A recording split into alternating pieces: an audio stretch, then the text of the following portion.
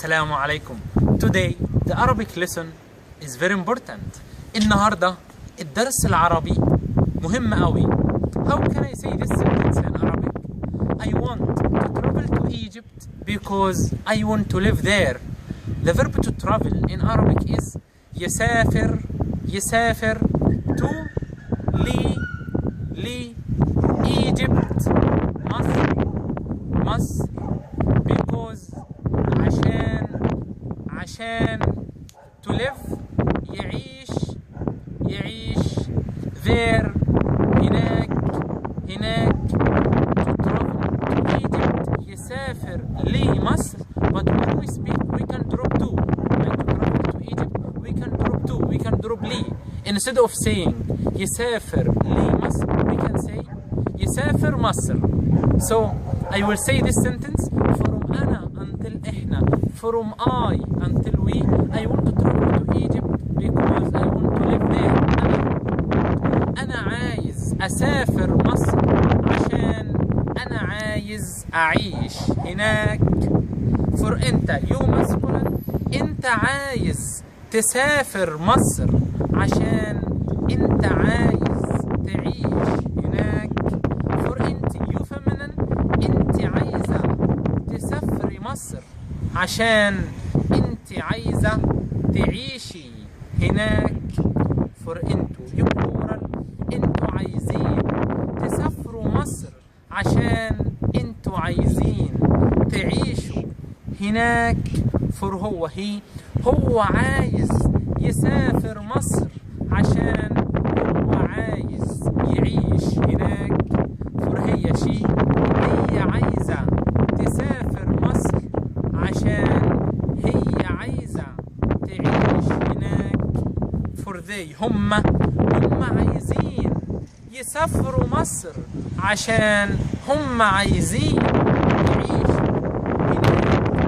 احنا عايزين نسافر مصر عشان احنا عايزين نعيش هناك.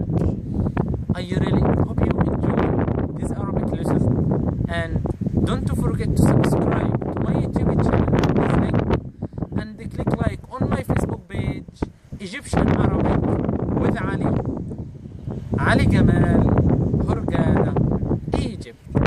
مع السلامة. من شهرين ما كنتش كويس في العربي، لكن بعد ما درست مع علي أنا بقيت كويس جدا في العربي.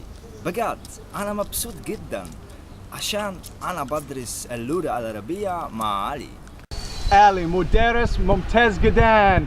كل واحد بيفتكر أن اللغة العربية صعبة أوي، لكن مع علي اللغة العربية سهلة أوي. بجد علي مدرس كويس أوي. إدارة سهل أوي مع علي. شكرا مستر علي. شكرا. طلباتي أنا بدرس عربي مع علي في القاهرة. أنا أشتري كورسات العربي DVD والكتب. وطلباتي أنا بتكلم عربي أحسن من أبو كده. شكرا مستر علي. بجد علي مدرس كويس أوي. إدارة سهل أوي مع علي. شكرا مستر علي. شكرا. ألف باء تاء ثاء جيم حاء خاء دال ذال راء زاي سين شين صاد ضاد طاء عين غين فاء قاف كاف لام ميم نون هاء واو ياء.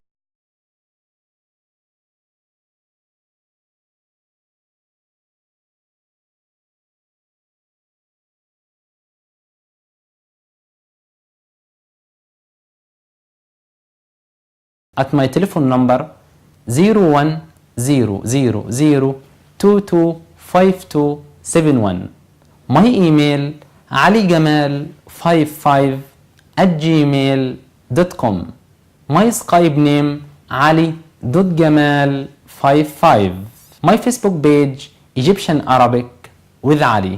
علي جمال شرم الشيخ, علي جمال هرجادة. I really love you all my students. علي جمال القاهرة مصر. مع السلامة.